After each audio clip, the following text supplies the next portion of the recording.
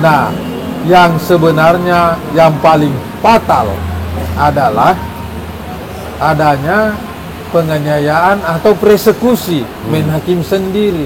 Sebagai negara hukum, tidak ada alasan pembenar dan alasan pemaaf.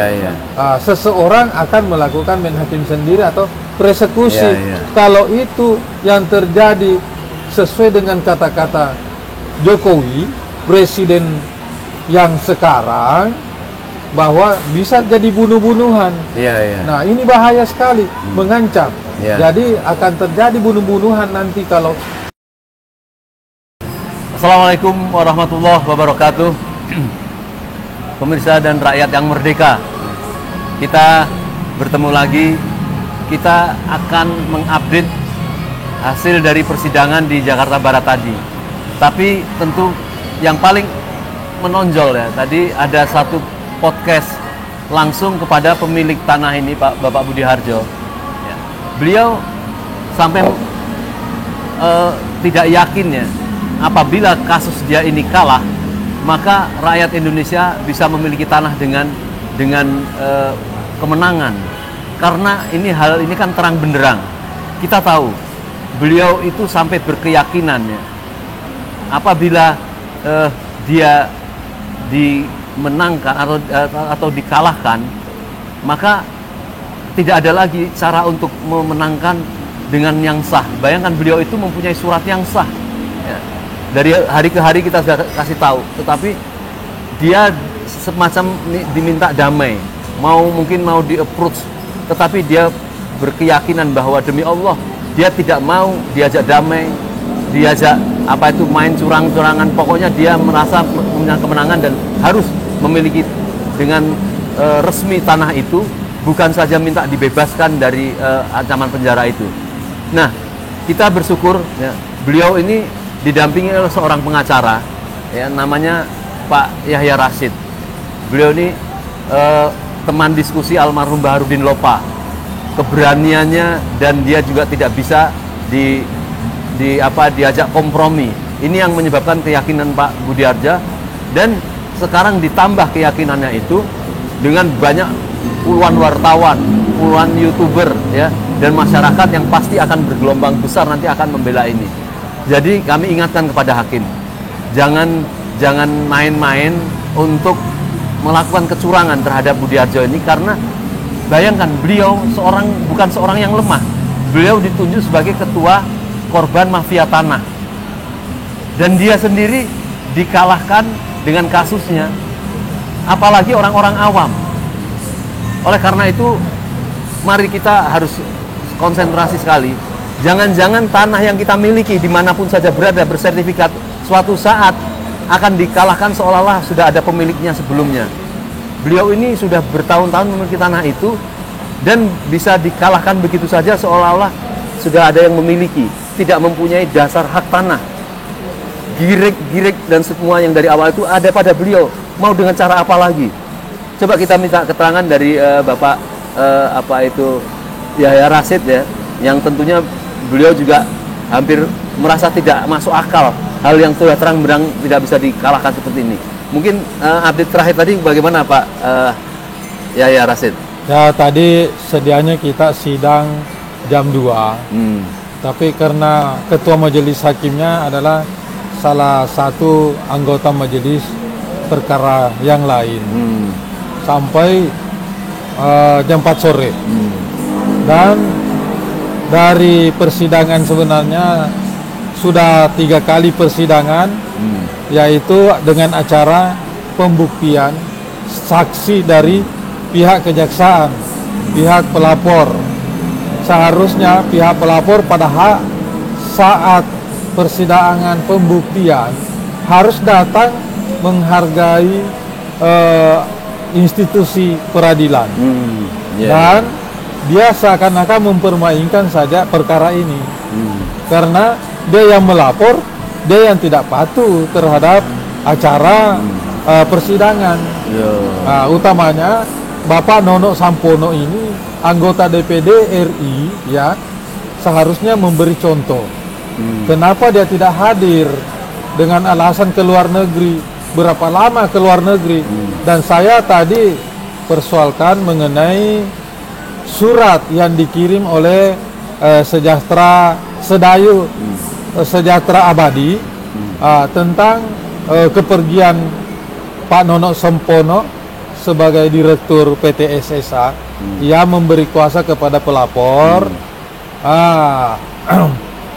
Saya pertanyakan bahwa apakah betul beliau sedang melaksanakan dinas di luar negeri, dan kalau memang sedang melaksanakan dinas di luar negeri, tugas, sebaiknya ada memperlihatkan surat perintah perjalanannya, karena beliau itu adalah termasuk pejabat negara.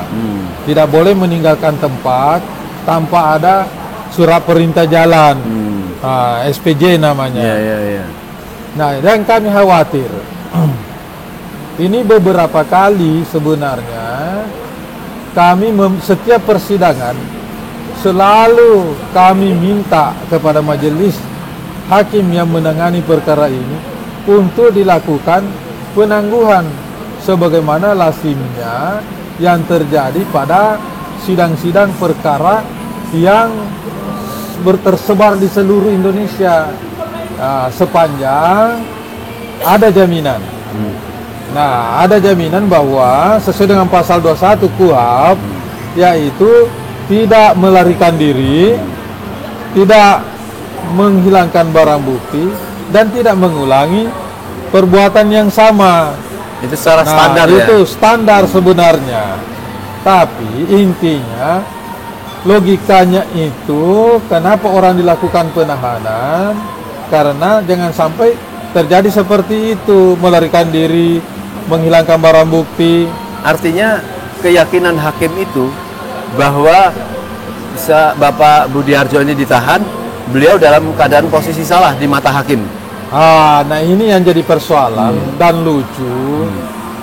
Di kepolisian saja yang merekayasa dan yang men-setting ini perkara, barang sah, surat-surat legal semuanya dinyatakan tidak sah dengan alasan bahwa keterangan dari lurah atau pegawai kelurahan Kapuk menyatakan bahwa surat girik 1906 milik Pak Budiharjo yang dibeli dari Pak Abdul Hamid Subrata itu tidak terdaftar. Nah, kalau tidak terdaftar maknanya apa? Tidak terdaftar, tapi diasumsikan bahwa itu palsu. Padahal dia tidak terdaftar sesuai keterangan kemarin Ibu Ari dari staf pemerintahan Kelurahan Kapuk yang menyatakan bahwa surat giri itu tidak terdaftar di letter C. Nah, letter C-nya itu dari tahun 1967 hanya sampai 1968. Sementara ini dibeli Pak Budiharjo ini membelinya pada tahun 2006. Jadi bagaimana caranya mau terdaftar? Surat yang dituduh tidak terdaftar itu padahal kan ada tanda tangan resmi, cap resmi dari itu giriknya itu legal. Legal. Sudah ada surat keterangan tidak sengketa pada saat dia beli. Ada pernyataan juga dari kelurahan dan camat bahwa nomor girik tersebut milik Abdul Hamid Subrata itu yang dibeli oleh Pak Budiharjo itu terregister dan terdaftar. Pak Yahya selaku penasihat hukum melihat ada ketidakadilan dalam menentukan sikap sehingga dia ditahan dengan surat-surat itu. Ya, kalau orang bicara keadilan, ya, bicara normatif, Pak Budiharjo tidak ada jalan untuk dijadikan tersangka, apalagi ditahan.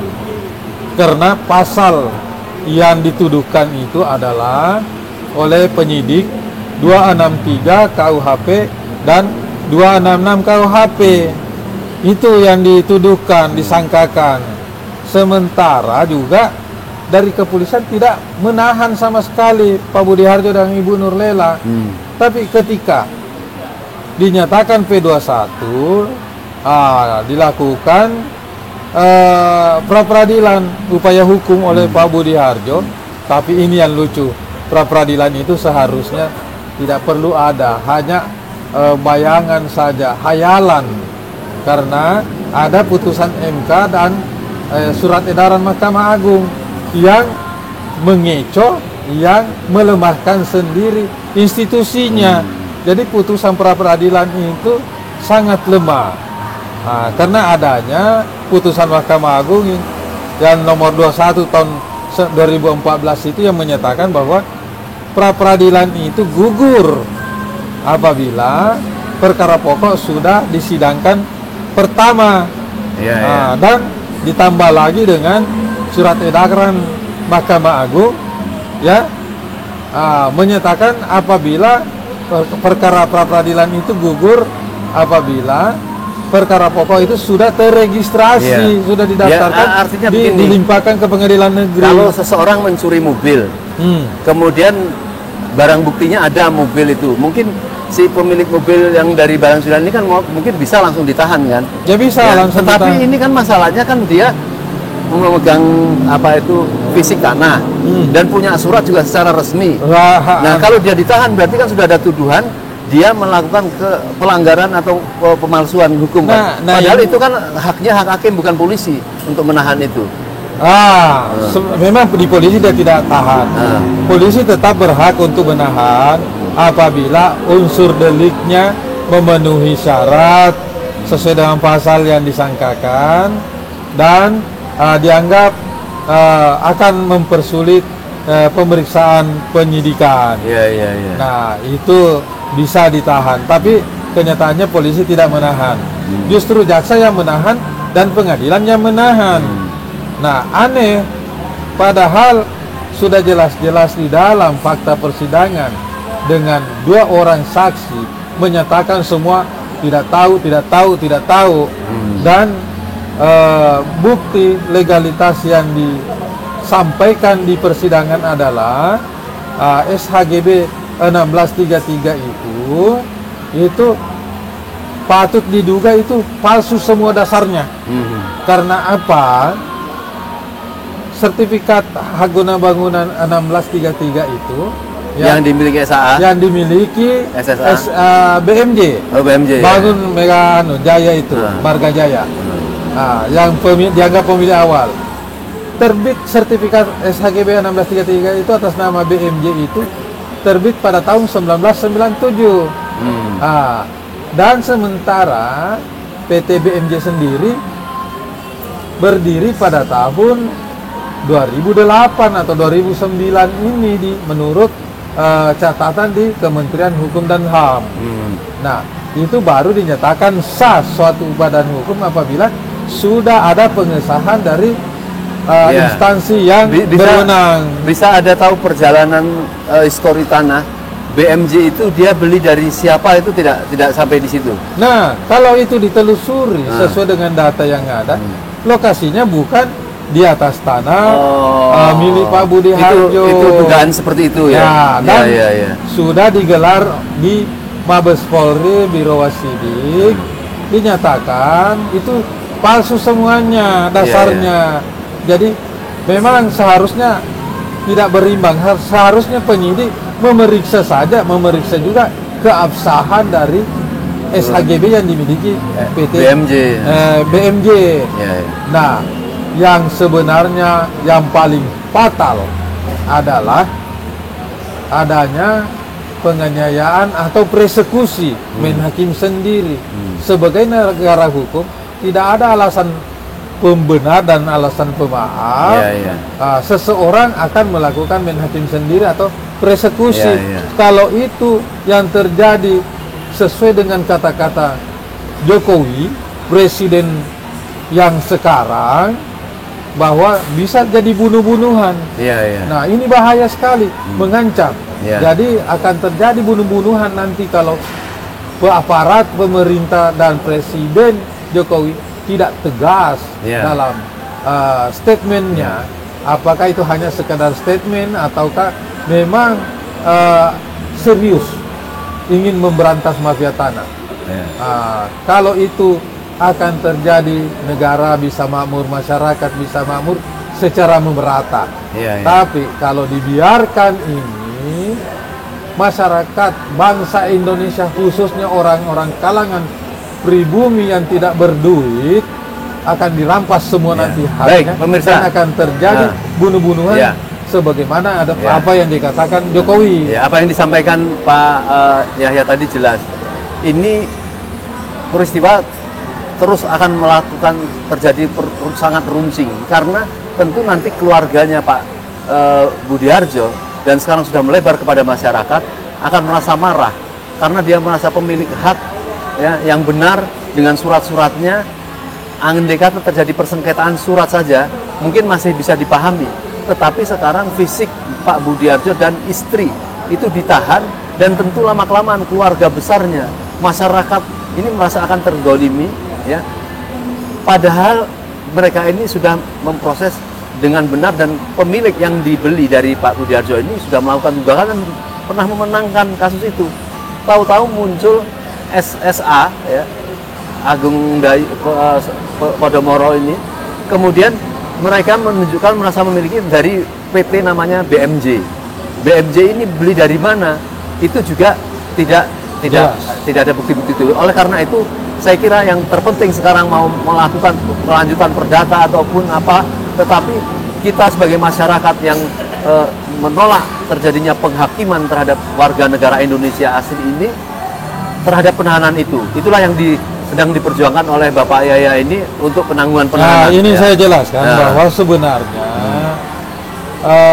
PT SSA itu harusnya justru dia yang harus diproses terlebih dahulu karena dia melakukan persekusi main hakim sendiri. Betul, tidak ada betul. dasarnya dengan Betul. alasan apapun, tidak ada dasarnya karena dia alibikan bahwa PT SSA itu Sedai Sejahtera Abadi itu membeli dari BMJ, sementara pemukulan, pencurian kontainer, perampasan lahan dilakukan jauh sebelum transaksi antara PT SSA dengan PT BMJ menurut pengakuannya.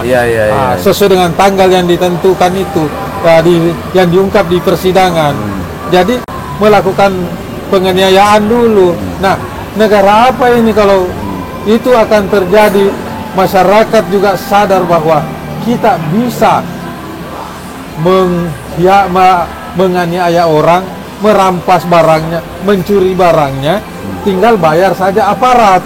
Nah, ini membahayakan sekali, Pak. Kita berharap sekali ya realisasi dari beberapa kali ceramah Bapak Mahfud MD ya, yang akan menindak tegas terhadap kecurangan-kecurangan dalam kepemilikan tanah untuk melindungi rakyat.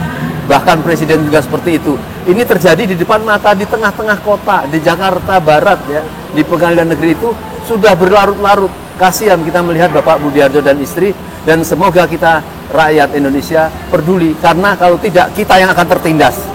Ada kekhawatiran saya, Pak Lin. Ini jangan sampai terjadi beban psikologis oleh majelis hakim yang menangani perkara ini.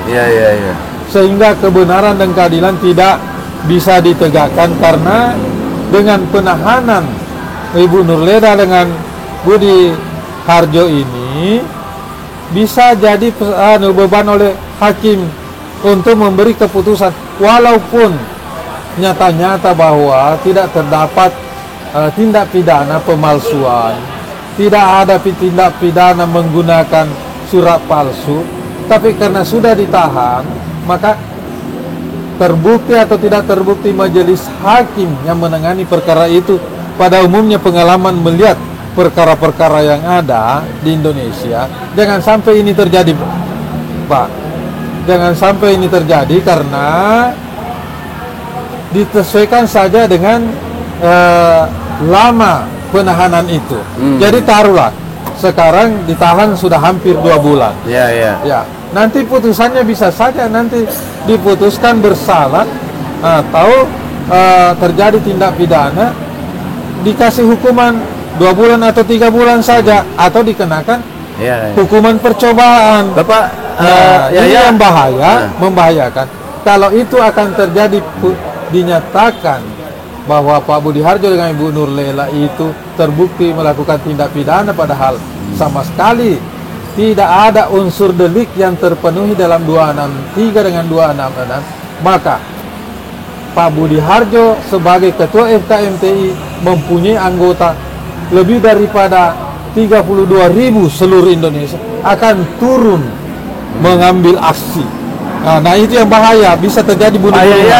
Tahu nama hakim yang mulia, hakimnya Pak Yuswadi. Pak Yuswadi. Ya, ketuanya. Kita akan doakan sementara ini kepada Pak Yuswadi, semoga diberi keberkahan, ya, kemuliaan, kesadaran untuk tidak mendolimi kepada rakyat Indonesia yang berhak.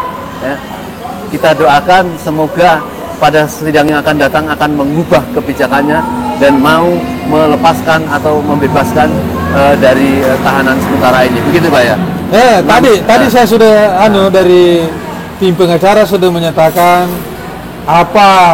sampai kapan ini penangguhan penahanannya, tolong dikasih jawaban. Jawabannya apa? Dia cuma bilang masih dalam pertimbangan. Nah, apa yang harus dipertimbangkan sudah jelas-jelas kok, pasal 21 kita bisa ada jaminan bahwa tidak melarikan diri, tidak menghilangkan barang bukti, dan tidak melakukan tindak pidana seperti itu, bukan mengulangi, karena sama sekali tidak ada perbuatan itu yang pernah dilakukan, membuat menggunakan surat palsu. Tadi siapa Pak namanya? Bapak nama hakim tadi siapa? Pak Yuswadi. Pak Yuswadi. Marilah kita tutup dengan saya akan menyempatkan berdoa kepada Pak Yuswadi yang terhormat, ya, untuk berlaku adil.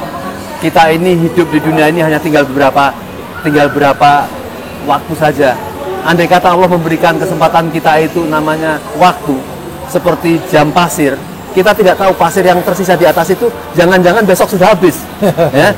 Jadi saya ingatkan saja. Dan mati itu kapan? Ini tadi mati itu. Jam pasir ini itu namanya jatah hidup itu. Kita tidak tahu. Jangan-jangan pasir yang di atas itu cuma tinggal berumur seminggu. Ya gitu. bisa saja selesai sidang, ya hari besok atau lusa, bisa saja langsung keselak meninggal. Nah, yang dibawa apa? Ini bukan mendoakan Pak, ini artinya tapi kita mengingatkan saja. Kita berdoa mudah-mudahan majelis hakim ini diberikan hidayah. Ya kan? Coba bisa saya kepengen tanya sama Pak Hakim, apakah Pak Hakim melihat, ya, dari face muka Pak Budiarjo dan istri itu seorang kriminal atau yang menipu? Ya. Semua orang tidak percaya itu. Itulah yang kita mohon Pak Hakim itu melakukan satu perenungan, ya. Marilah kita berdoa semoga Pak Hakim diberikan hidayah. Rabbana dzalamna anfusana pintu hatinya. Wa ilan taghfir lana wa tarhamna lanakunanna minal khasirin. Allahumma adkhilni mudkhala sidqi wa akhrijni mukhraja sidqi waj'alni min ladunka sultanan nasira. Ya Allah, semoga Bapak Hakim yang terhormat diberikan kemuliaan, diberikan pahala, diberikan keampunan dari semua kebaikan yang pernah dilakukan bertahun-tahun. Jangan diakhiri dengan mendolimi Pak Budi Harjo ini. Amin. Semoga memberikan kemenangan kepada Bapak Budi Harjo ini, tidak mendolimi, dan semoga berkah untuk Bapak Hakim dan keluarga. Menegakkan kebenaran dan keadilan. Ya, menegakkan keadilan dan kebenaran, karena Allah pasti akan bertanya tentang apa yang telah kita lakukan, kezoliman, kecurangan yang kita lakukan. Rabbana atina fid dunya hasanah wa fil akhirati hasanah wa qina azabannar. Walhamdulillahirabbil alamin.